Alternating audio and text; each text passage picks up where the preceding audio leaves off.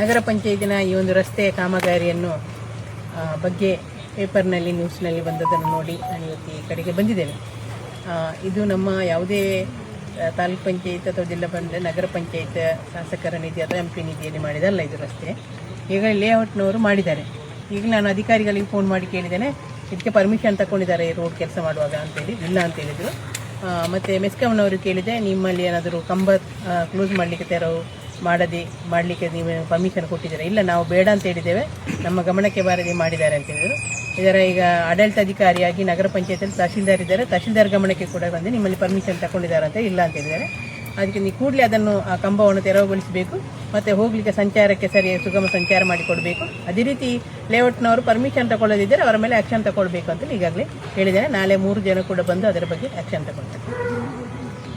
3 ಯಾವುದಿಲ್ಲ, ಮೆಸ್ಕಾಂ ಮತ್ತು ಮೆಸ್ಕಾಂನಿಂದ ಬರ್ತಾರೆ, ನಗರ ಪಂಚಾಯತ್ ಆಡಳಿತಾಧಿಕಾರಿ, ತಹಶೀಲ್ದಾರ್.